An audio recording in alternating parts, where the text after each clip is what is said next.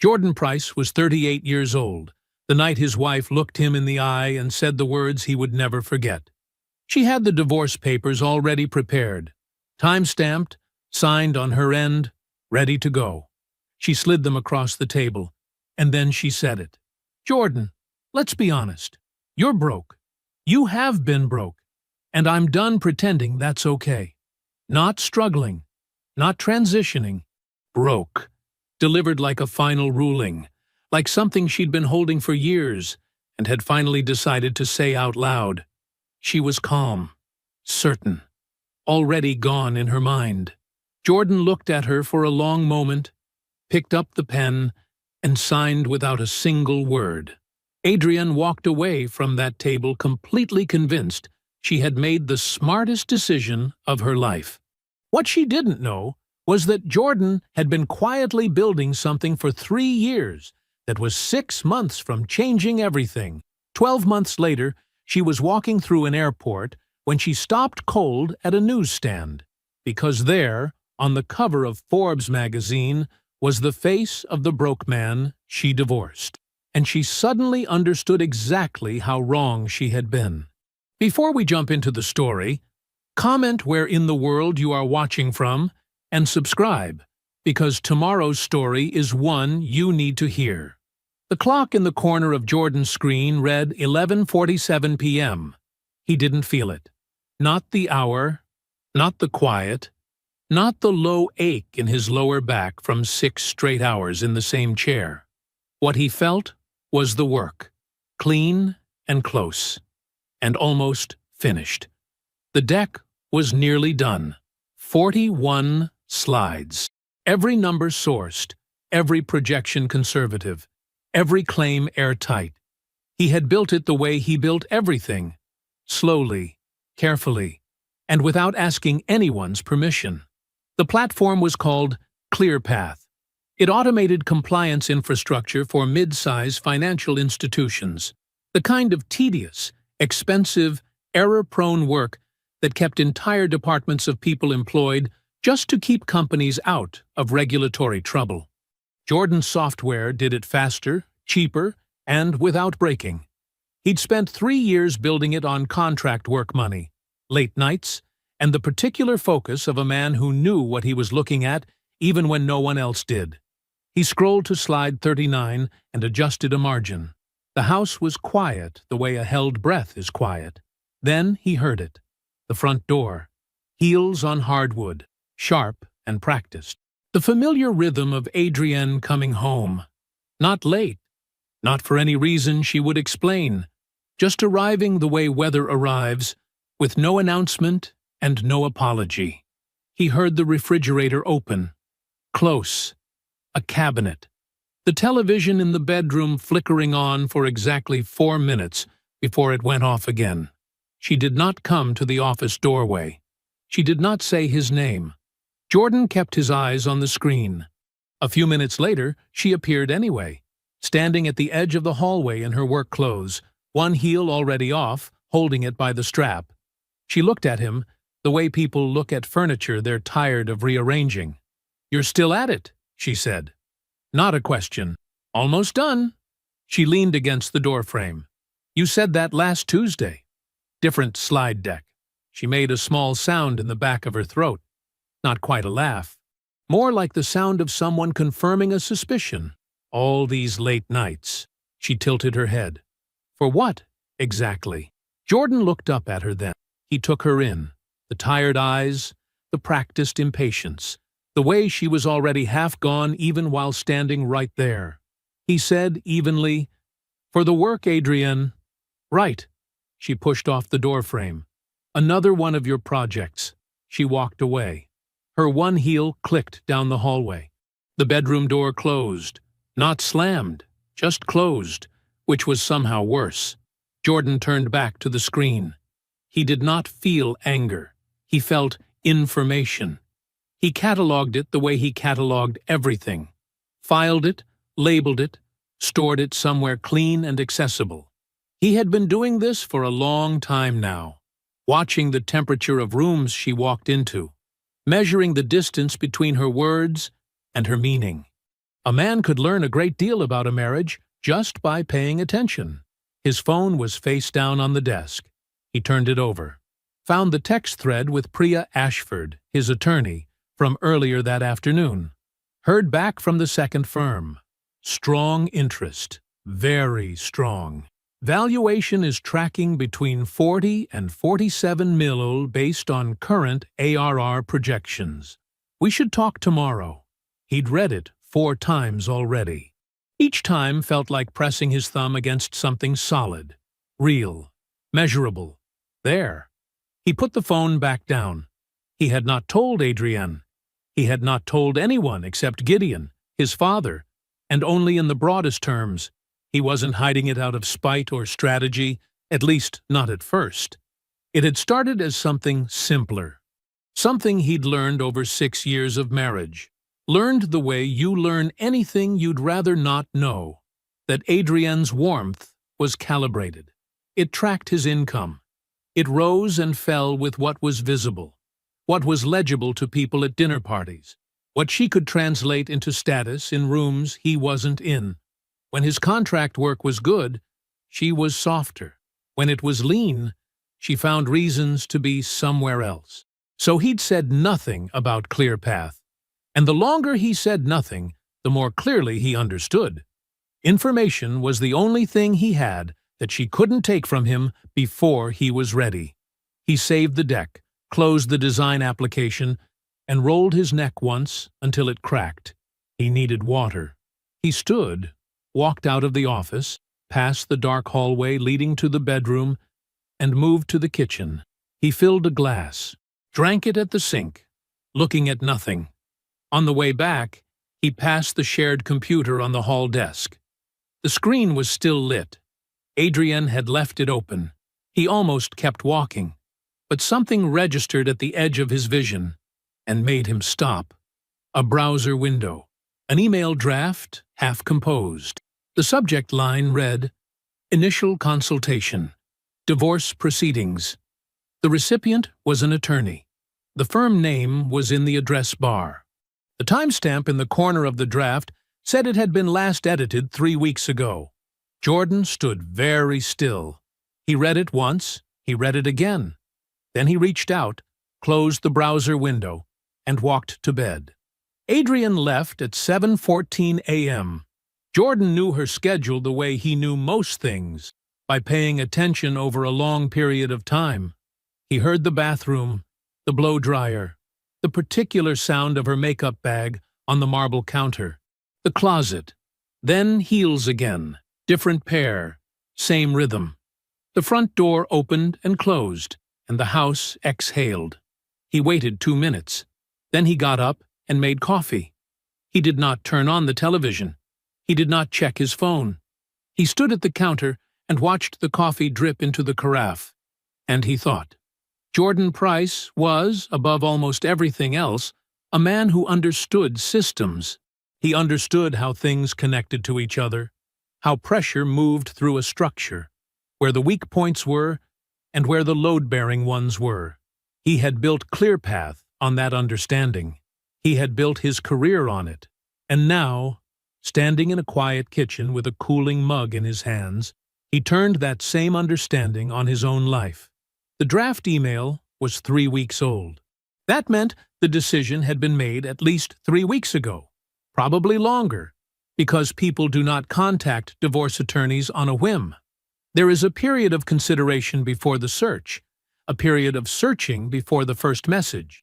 He was probably looking at a decision that had been made months ago, which meant the last several months of his life, the dinners, the weekends, the occasional warmth she had aimed at him like something she owed and had finally gotten around to paying, had been something other than what they appeared.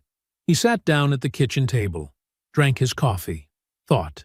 Then he picked up his phone and called Priya. She answered on the second ring. "Jordan, the marriage is ending," he said. "She's already talked to an attorney. I need to know what my exposure looks like if proceedings start before the VC close." A pause. Not surprise. Priya did not traffic in surprise. Just the brief professional silence of someone shifting gears. How certain are you? Certain. Okay. He could hear her already moving, already thinking. We need to start separating your personal assets from the platform immediately. I'm going to restructure some of the documentation. I want ClearPath reflected as pre-revenue for the purposes of marital property valuation, which it technically is since we haven't closed. Is that clean? It's accurate, she said. The platform has no confirmed revenue, no closed deal. What it has is potential, and potential isn't a marital asset we have to split. I'm not manufacturing anything, Jordan. I'm just making sure the paperwork reflects reality correctly before someone else gets to define what reality is. Do it. I'll have documents for you to review by Thursday. He thanked her and hung up. He sat another moment. Then he reached across the table and pulled the shared household tablet toward him. He opened the calendar, something he checked weekly to coordinate schedules, nothing unusual about it. He scrolled back through the past several months. There, every Thursday evening, a blocked event, recurring, labeled in Adrienne's handwriting style shorthand. Work dinner. B. He scrolled back further. 7 months. Every single Thursday. He looked at it for a while. Then he went to the laptop, logged into the joint account portal, and pulled up Adrienne's personal card statements. She managed that card herself, but the account access was still shared. Had been since they opened it together, years ago. She had never changed the permissions. He found the Thursday charges without much effort. Same evenings, different restaurants, but always 2 entrees, 2 drinks. The kind of bill that 2 people run up when they are not rushing. Her personal card, not an expense report, not a business account. Her own money, spent every Thursday for 7 months. He took out his phone, photographed the calendar entries, photographed 3 months of statements, the Thursday lines visible and clear. He was precise about it, same way he was precise about everything. Then he closed the browser, put the tablet back where it had been, and finished his coffee. She came home at 6:41 p.m. Jordan was in the kitchen, finishing the last of the dinner he'd made. Simple. Nothing elaborate. He heard her come in, heard her set her bag down, heard the pause, the way the house felt different when something was about to happen, the way air pressure drops before rain. He called to her. "Adrienne, come sit down." She appeared in the kitchen doorway, still in her coat. She read his face, or tried to, and something shifted in hers. Not guilt, more like recalculation.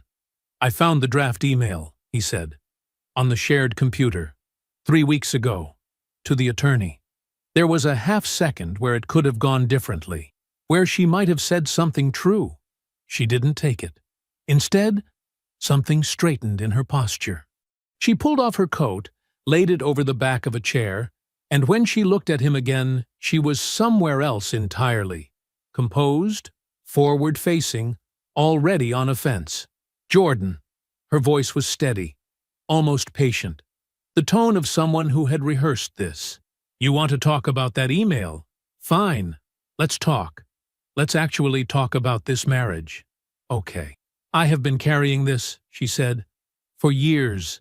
The instability, the lean months, watching you pour everything into—" She gestured vaguely toward the hallway, toward the office, toward all of it. "These projects. Always something new. Always almost. Always almost." She shook her head. "I have been the one with the stable income.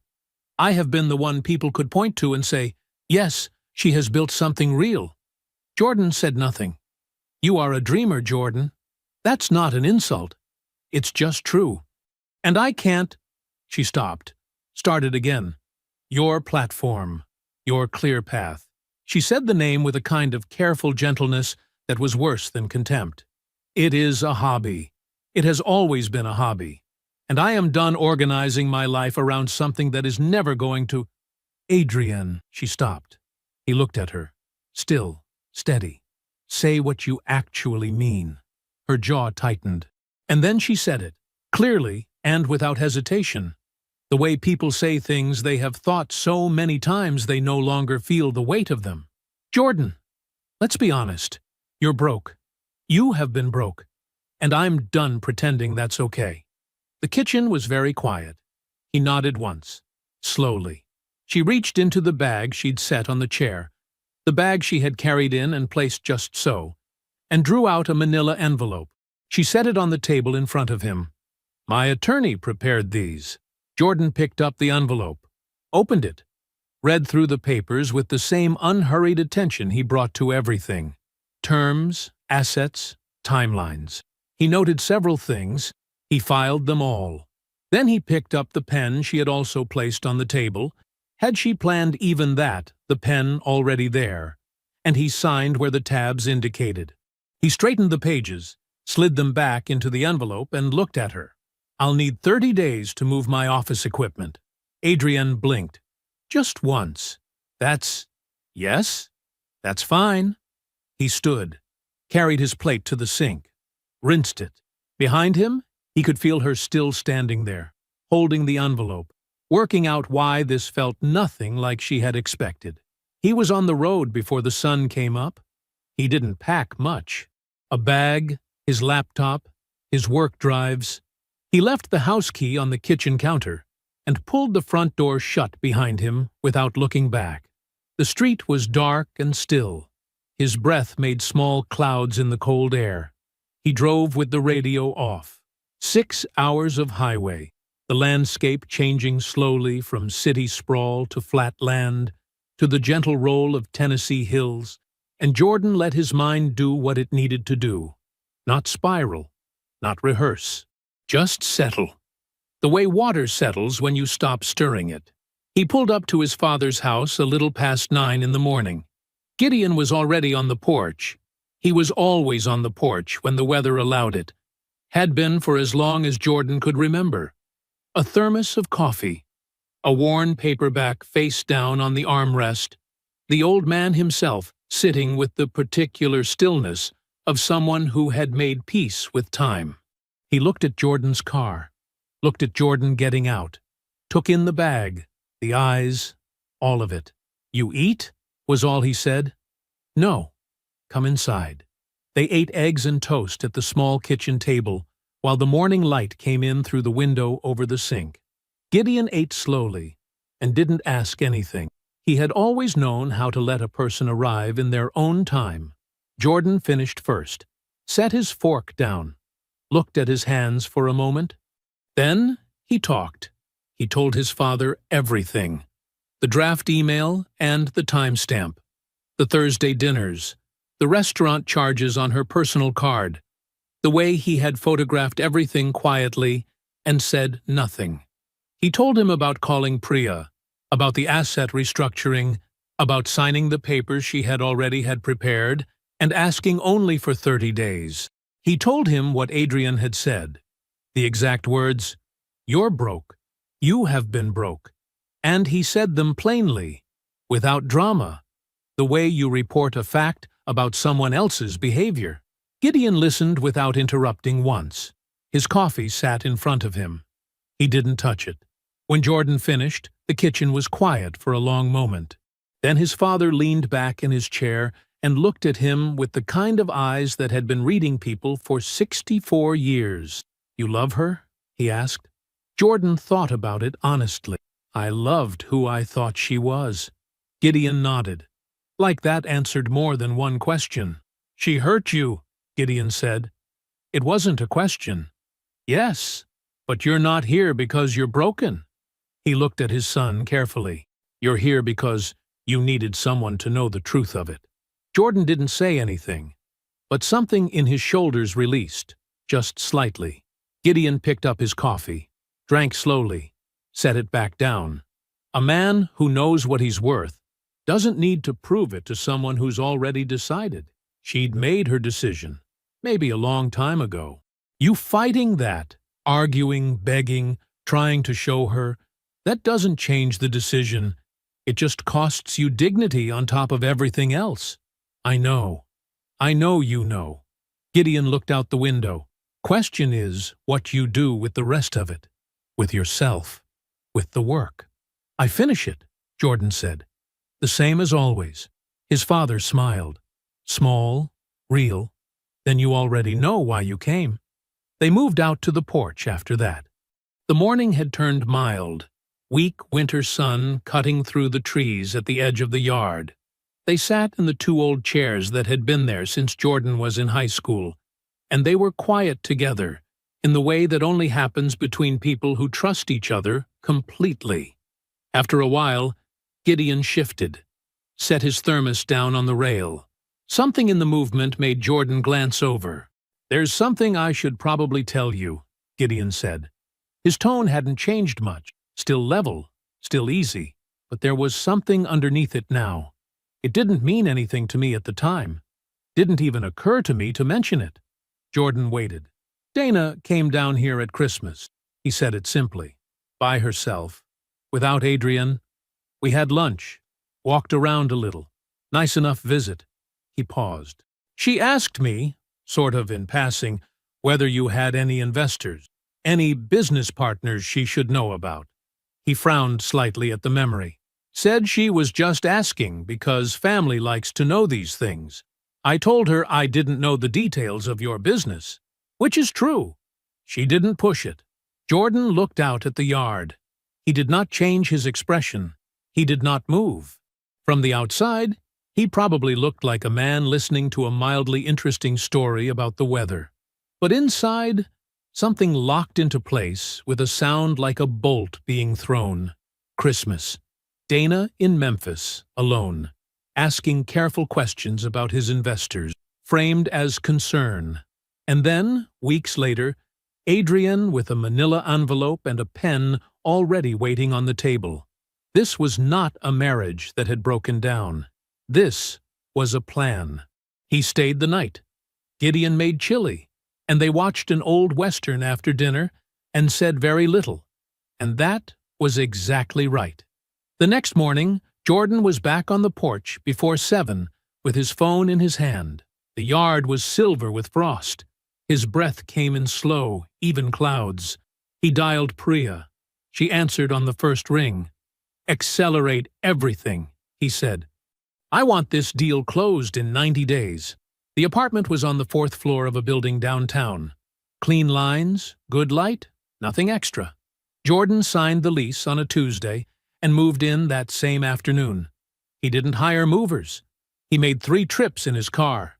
His desk, his monitors, his work drives, a mattress, a coffee maker, a single box of kitchen basics.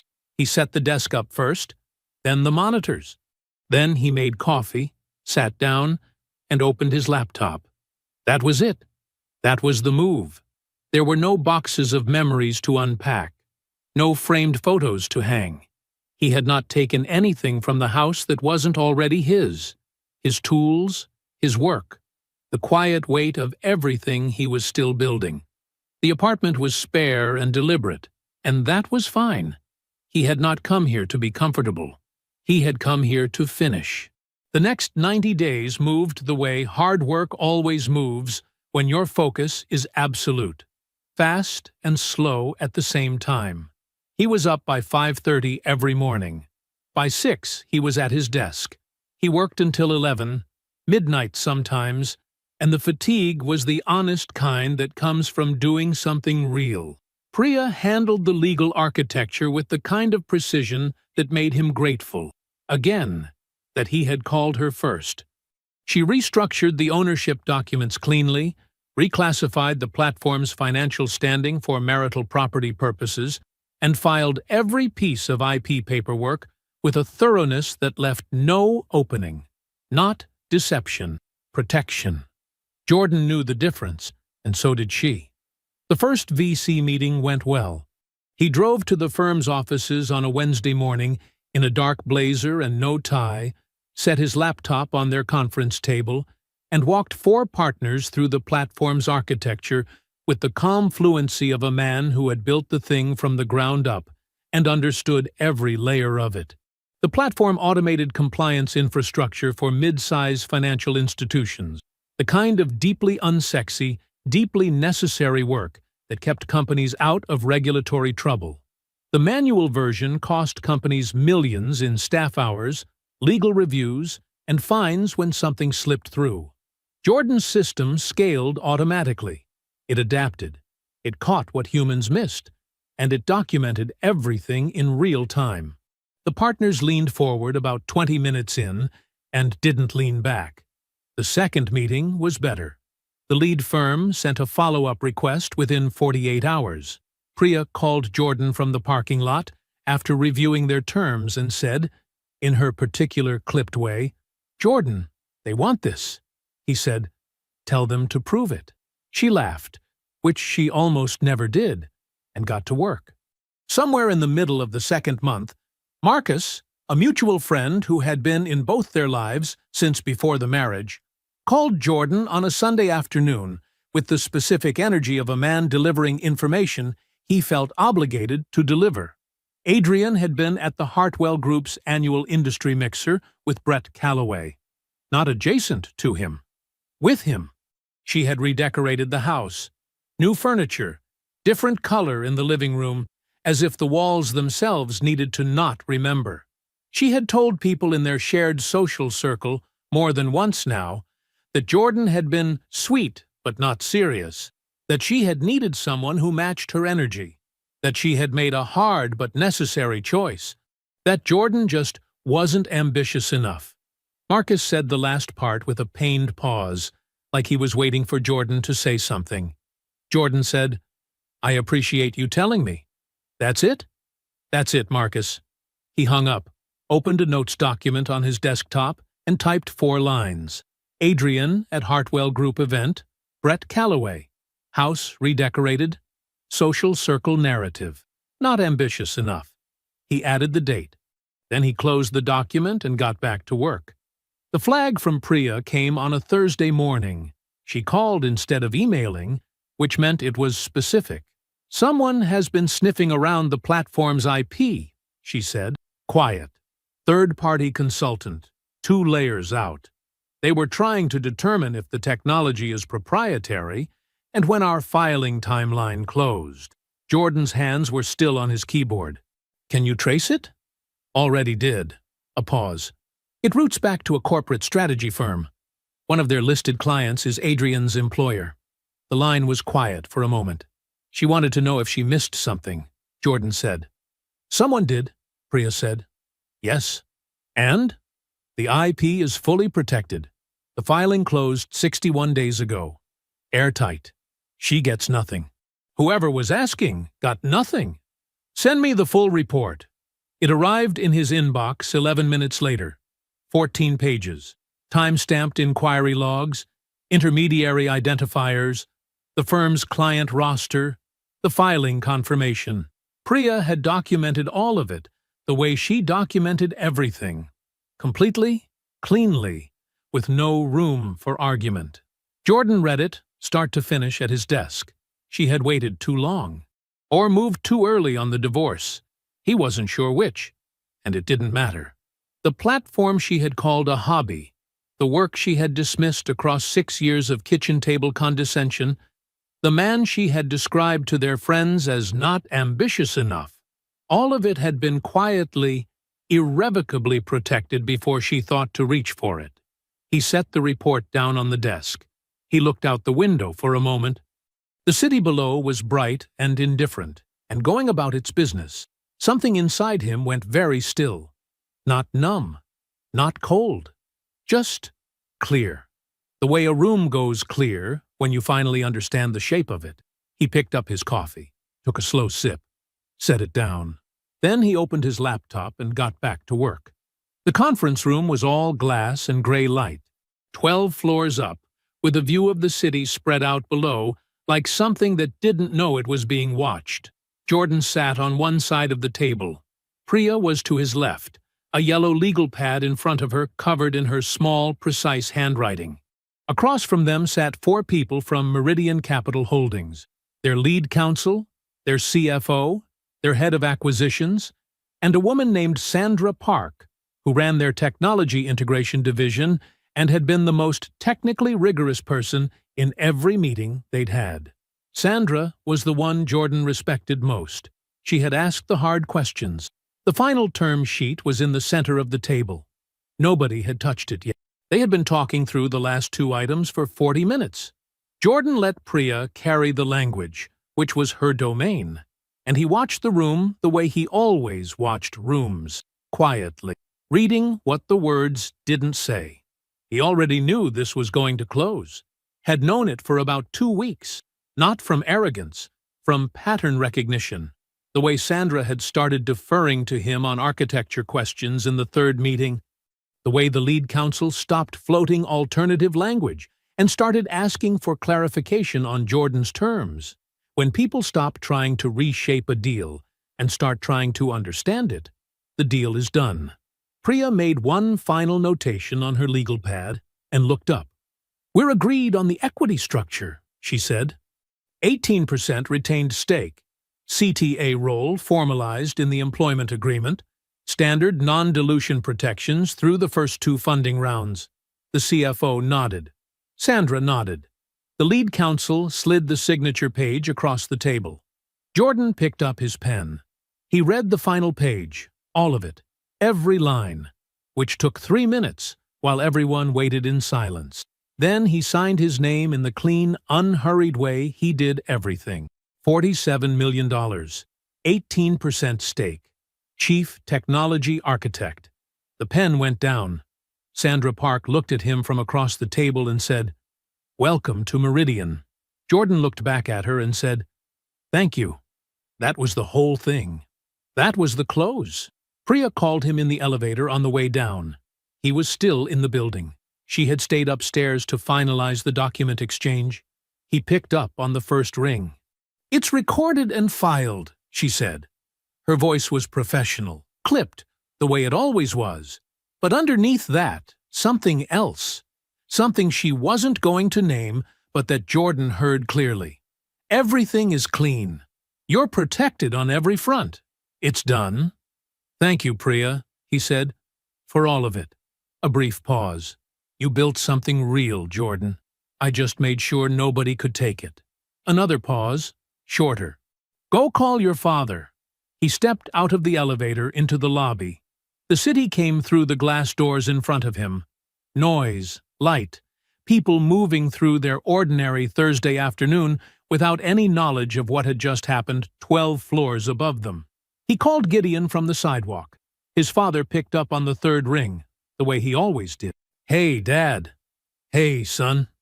Gideon's voice was unhurried, the same as it had been every day of Jordan's life. "How'd it go?" It closed. Silence on the line. A good silence, the kind that knows what it's holding. Gideon said, "I always knew you were going to do something like this." Jordan looked up at the building behind him. "I know you did. You good?" "Yeah," Jordan said. "I'm good." "All right," Gideon said. "Come see me soon." "I will." He drove back to the apartment and sat in the chair by the window for 1 full hour. He did not open his laptop. He did not call anyone.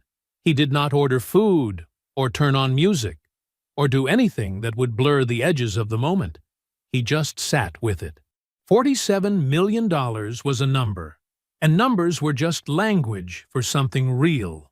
And the real thing was this: 3 years of building in the dark, with no validation and no guarantee, had turned into something that would outlast this apartment, this city, this version of his life. Something that existed now, permanently, in the world. He let himself feel that, all of it. The satisfaction and the grief and the specific private pride of a man who did something completely alone. Then the hour was up, and he stood, and he made coffee, and he got back to work. 3 months later, a publicist from Meridian's communications team called to discuss a Forbes profile. Jordan agreed without deliberation. He sat across from the journalist, a calm, prepared woman named Elise, who asked careful questions, in Meridian's downtown offices.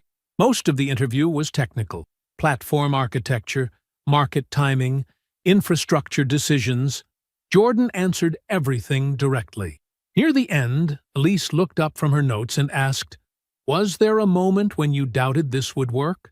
Jordan thought about it honestly. Then he said, There was a period when people close to me didn't believe this was real. That clarity was useful. Elise wrote it down. She didn't ask him to explain it. He didn't offer to. The cover proof arrived by email 6 weeks later. Jordan opened it at his desk, in the new apartment. Larger now, with better light. The city visible in 3 directions. The image was a clean editorial portrait. He was looking directly into the camera. No smile, no performance. Just a man who knew exactly what he had built. The headline read, "The Architect, How Jordan Price Built a 47,000-meter platform," while everyone else looked away. He looked at it for a moment, then he approved it, closed his laptop, and went to sleep. The Forbes issue had not yet hit newsstands. It was still 5 days out. Jordan was at his desk on a Tuesday evening when his father called. "Hey, son." Gideon's voice was easy, unhurried, the sound of a man with nowhere to be. "You talked to anybody from the family lately?" "No," Jordan said. "Why?" "Just something I've been noticing. Dana's been calling around. Your cousin Marcus, your Aunt Bernice, telling people she always had faith in you, that she stayed out of everything between you and Adrienne." A pause. "Figured you'd want to know." Jordan set down his pen. "She say anything else?" "Not that anybody told me. Just that she supported you from a distance, that she tried to stay neutral." Gideon's voice was calm, but there was something underneath it. The quiet irritation of a man who had been used and knew it. "I didn't say anything to her. Thought I'd let you decide what to do with it." "I appreciate that, Dad. You all right?" "Yeah," Jordan said. "I'm fine."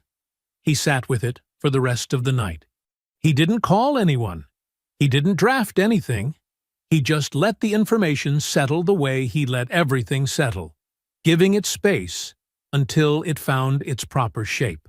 The next morning, he poured his coffee, sat at his desk, and called Dana's number. She picked up on the 4th ring. "Jordan." Her voice was warm, a little surprised, performing both. "Hey, I was just thinking about you, actually." "Dana." He kept his voice even. "I'm going to say some things, and I'd like you to just listen." A pause. "Okay. Last Christmas, you drove to Memphis and visited my father without Adrian. You sat on his porch and asked him whether I had investors, whether I had business partners he knew about." Jordan let that sit for exactly 1 second. "You framed it as concern." He took it that way. It wasn't concern. Silence. 4 months before the divorce was filed, he continued, someone began making inquiries about my platform's IP status through a third-party consultant. That inquiry traced back, through 2 layers, to a corporate strategy firm that works with Adrienne's employer. He paused. "I have the documentation." "Jordan, I'm not finished. Not harsh, just clear. I know who was in the room when Adrienne decided to file. I know what questions were asked before she made that decision. I know the timeline, and I know your role in it." Dana was quiet for a long moment. When she spoke, her voice had changed. The warmth was gone, replaced by something smaller. "What do you want?" Jordan picked up his coffee mug, set it back down without drinking. "Nothing from you," he said. "I have everything I need. I just wanted you to know that I know. All of it. So that when you're telling Marcus and Bernice and whoever else that you stayed neutral and always believed in me, you know that I know exactly how neutral you were." He heard her breathing. "Okay," she said quietly. "Okay, Jordan." "Take care of yourself, Dana." He ended the call. Dana sat at her kitchen table for a long time after that. Her phone was face down in front of her. The afternoon light came through the blinds in thin, flat strips across the wood. She had known, somewhere under everything, that this moment was coming. She had just believed it would come differently, softer, less precise. She had believed there was still enough uncertainty in what she'd done that she could stand behind it if she had to. There was no uncertainty in what Jordan had just described. He had named the dates. He had named the methodology. He had named the documentation. She picked up the phone and called Adrienne. Adrienne answered on the second ring. "Hey, what's wrong? You sound weird." "Jordan called me." A pause. "Okay. And?" Dana pressed her hand flat against the table. "He knows about Memphis. He knows about the IP inquiry. He said he has documentation of both." Her voice was steady, but just barely. "Adrienne." He was very specific. The silence on the other end lasted about 3 seconds. Then Adrienne let out a short, clean breath. The kind that meant she had already decided how to feel about this. "He's bluffing." He didn't sound like he was bluffing. "Dana." Adrienne's voice carried the particular edge it got when she felt she was explaining something obvious. "Jordan signed those papers without a single argument. He couldn't afford a lawyer aggressive enough to dig into any of that. Whatever he said he has, it's exaggerated, or it's nothing. He's trying to rattle you because he found out you've been talking to the family. That's not—" "Stop overreacting." Flat. Final. "He has nothing. If he had something real, we'd have heard about it before now." Dana didn't argue. She knew better than to argue with Adrienne when her voice got like that. "Okay. Don't call him back. Don't respond to anything. Just leave it." "Okay," Dana said again. Adrienne hung up. Dana set her phone on the table and looked at it. The afternoon light shifted. A door somewhere in her building opened and closed. She thought about the way Jordan's voice had sounded on the call. Not angry, not shaking, not trying to scare her. Just certain. Adrienne was wrong. Dana knew it the way she knew her own name, sitting alone in her kitchen with the silence pressing in around her. Whatever was coming, and something was coming, she had helped build it. The Forbes issue hit newsstands on a Thursday morning. Jordan was already at 34,000 feet when it did. He had a window seat on the 7:15 to Chicago, a board meeting with the holding company's executive team, a lunch afterward with a potential infrastructure partner. His tray table was down. His deck notes were open. His coffee was cooling in the cup holder beside him, and he had read the same slide 3 times without registering it, not because he was distracted, but because he was thinking through a sequencing problem in the presentation's second section that hadn't fully resolved yet. He was working on it when the flight attendant stopped at his row. She was maybe 50, with reading glasses pushed up into her hair and the easy professional manner of someone who had worked long-haul routes for years. She had been moving down the aisle with the drink cart when she stopped and looked at him. Not the way people looked at celebrities, wide-eyed and performative, but with quiet recognition. The kind that meant she had seen his face recently and was placing it. "I'm sorry," she said. "Are you the Forbes guy? The architect article?" Jordan looked up. He half smiled. "One of them." She smiled back, genuine and unhurried. "My son works in fintech. He sent me that article, said it was the best thing he'd read all year." She shook her head slightly, like she still couldn't quite believe she was standing next to the person in question. "Congratulations." "Thank you," Jordan said. "Tell your son I appreciate it." She moved on. Jordan returned to his notes. He found the sequencing fix 2 minutes later. Adrienne was not on a morning flight. She was between connections at O'Hare, pulling a carry-on through Terminal H with 40 minutes to spare before her gate, heading to a corporate event in Dallas she had spent 6 weeks planning. The terminal was bright and loud, gate announcements layering over each other, a child crying somewhere near the Starbucks, the particular compressed energy of a Thursday morning in a busy airport. She was walking at a pace she had to maintain, or she would think too hard about Brett, about the conversation 2 nights ago when he'd been distracted and clipped, and had ended the call 20 minutes earlier than usual, about the way things between them had been shifting for the past few weeks, not dramatically, not with any single clear moment she could point to, just a slow, ambient cooling that she kept telling herself was stress on his end, was the separation process, was temporary. She passed a newsstand. She almost kept walking. She stopped. The Forbes cover was facing outward in the rack, third from the left, positioned at eye level between a travel magazine and a financial weekly. Jordan's face was large and clean on the glossy cover, an editorial portrait, well lit, the kind of photograph that knew exactly what it was doing.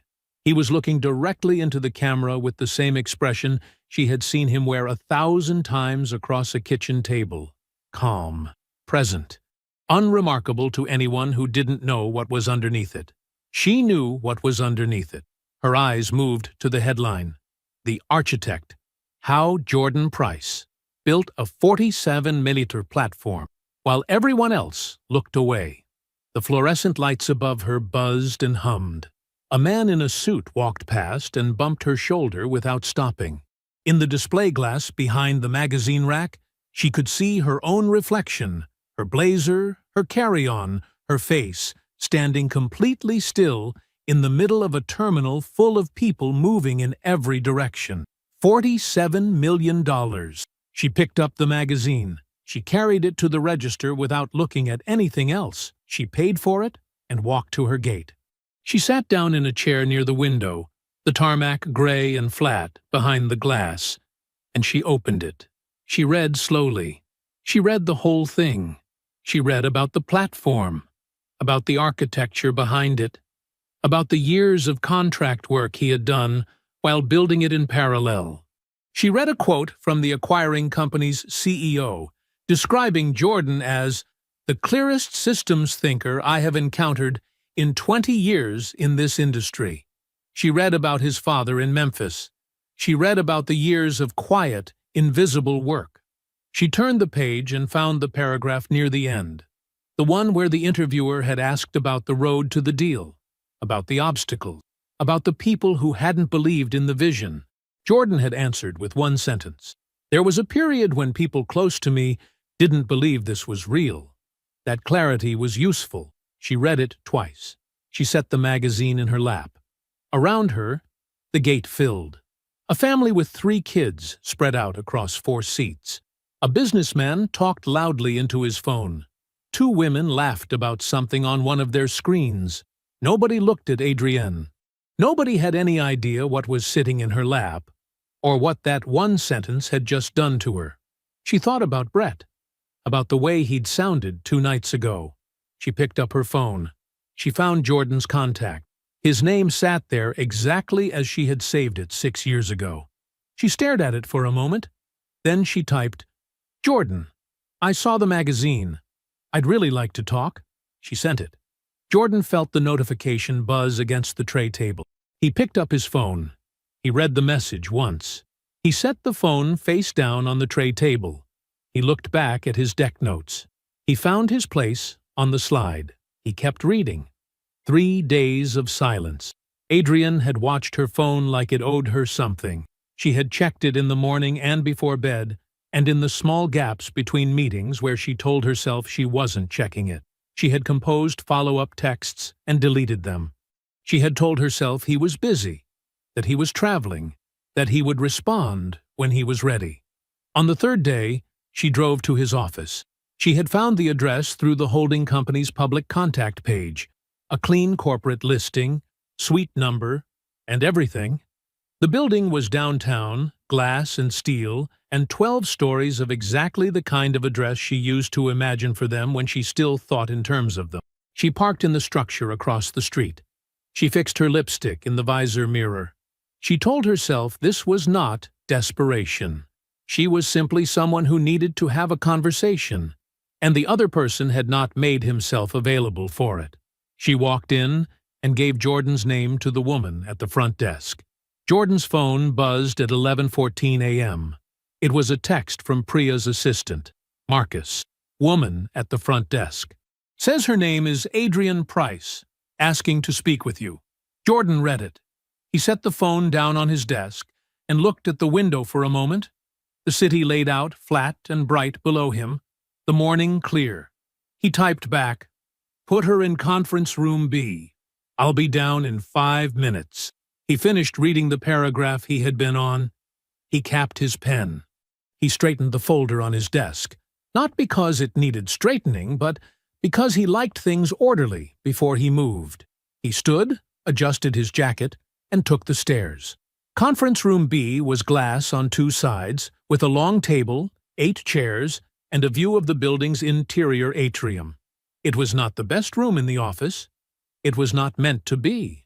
Adrienne was standing near the window when Jordan walked in. She turned. For a moment, neither of them said anything. She had dressed carefully. He could see that.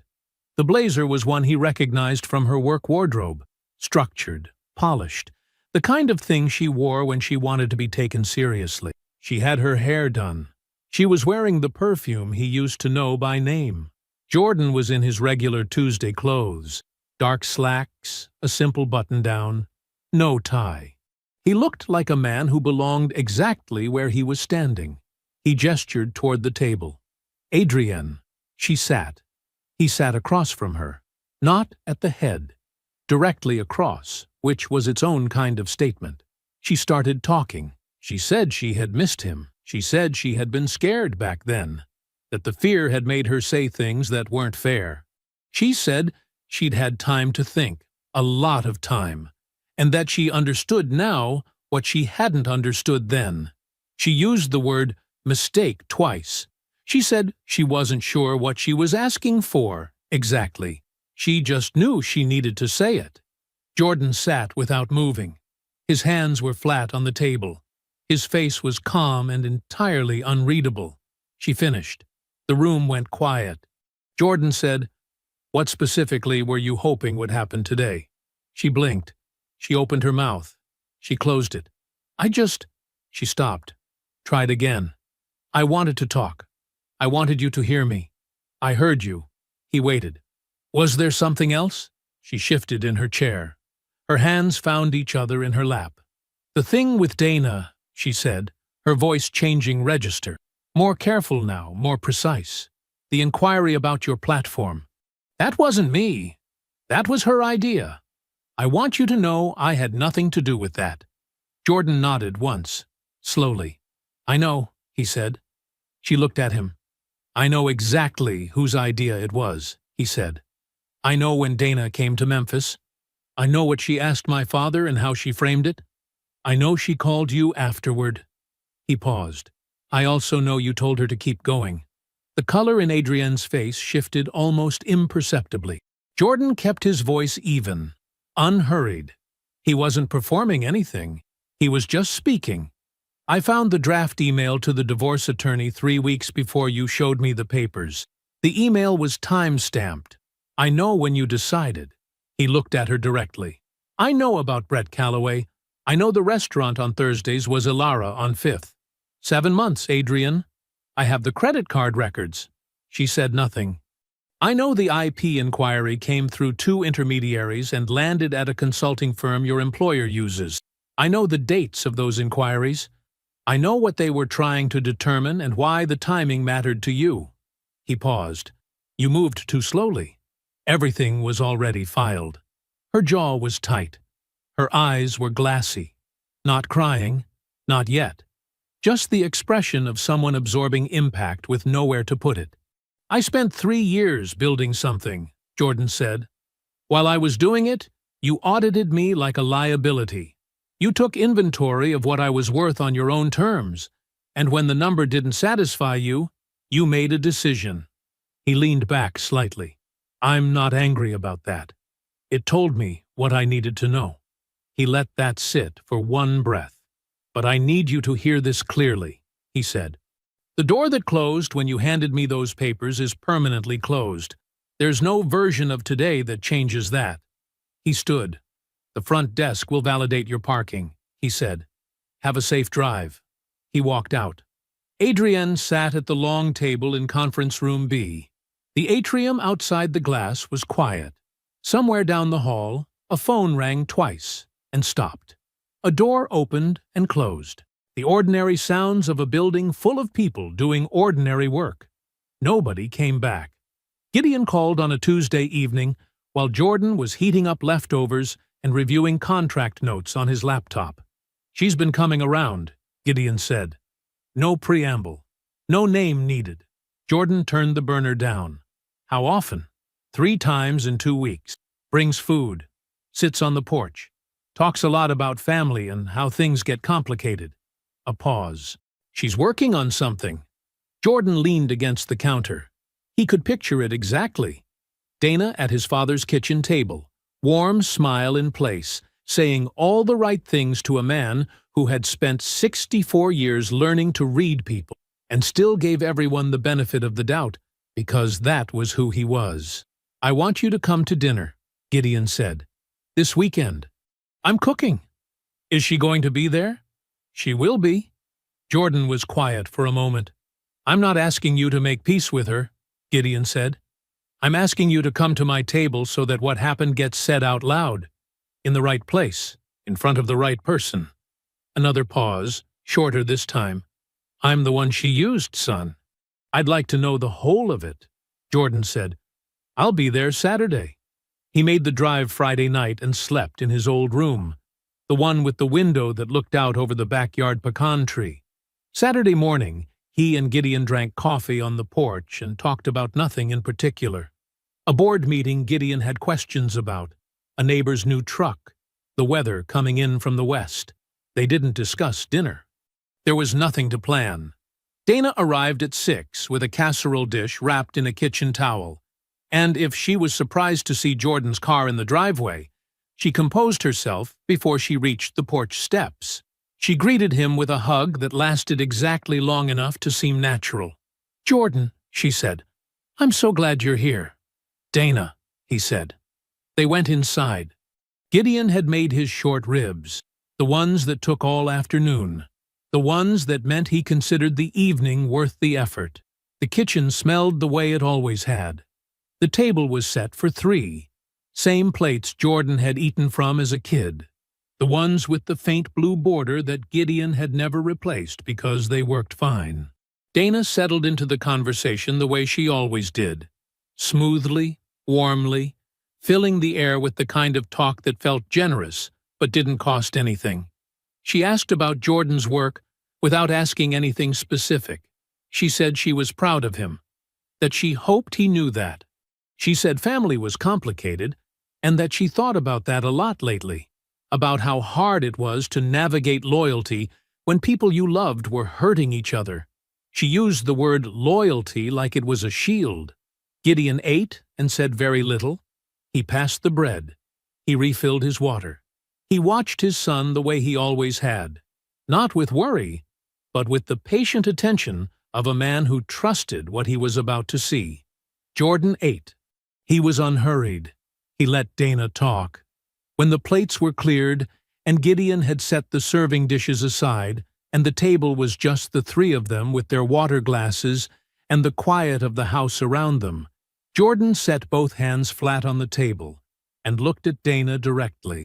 "Last Christmas," he said, "you drove to Memphis without Adrian.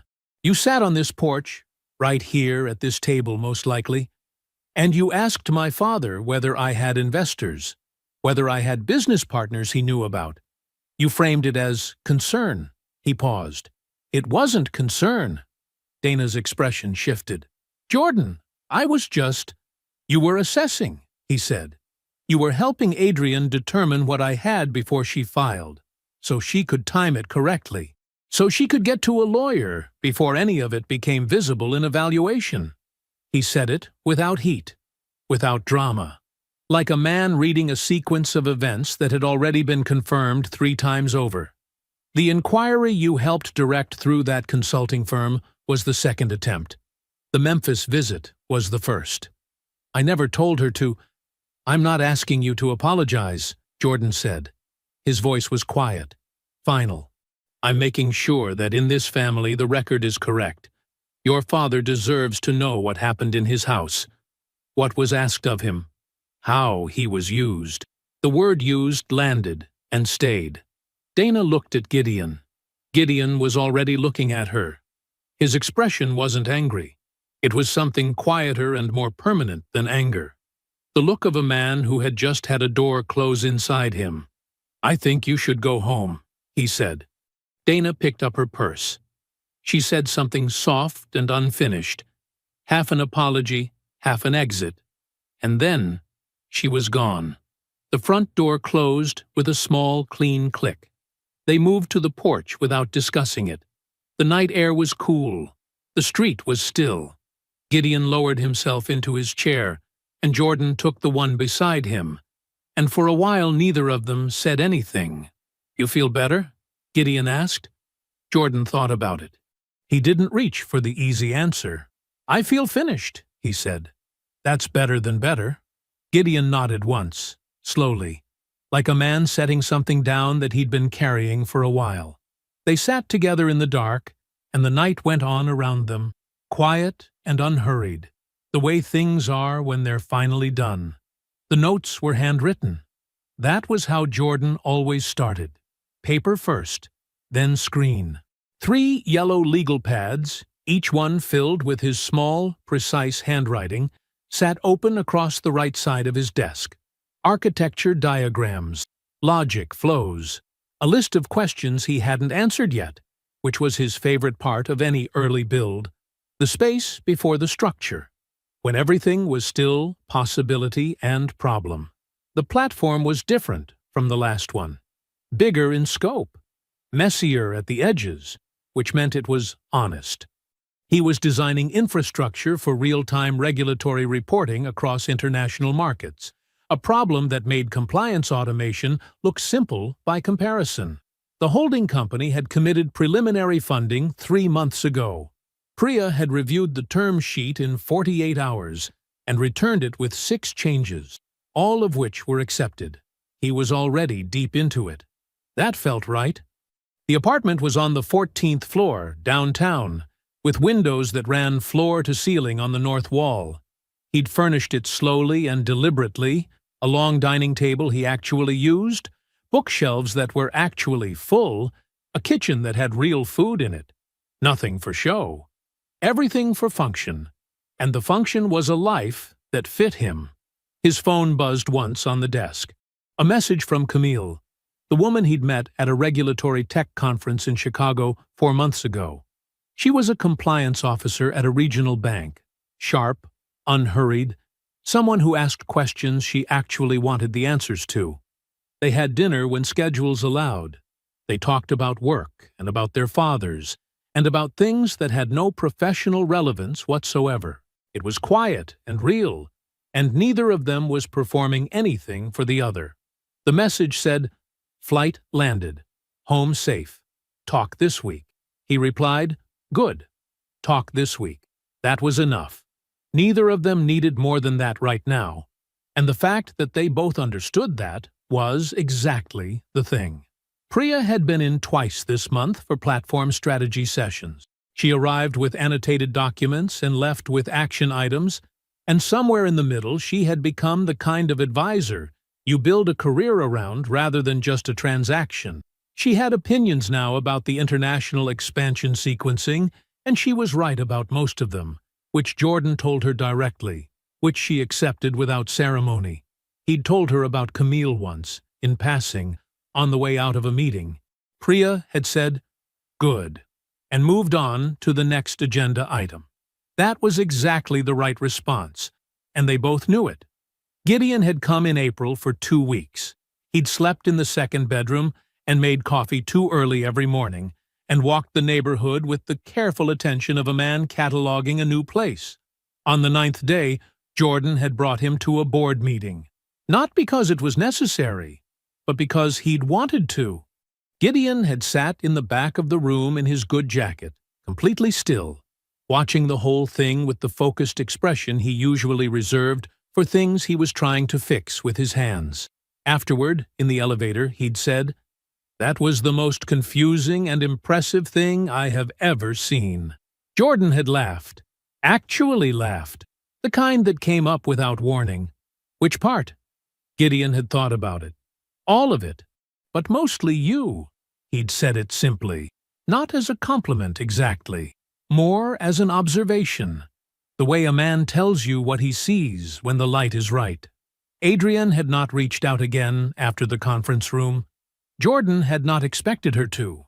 She was still at her company, still organized, still polished, still managing events with the same visible competence she'd always had.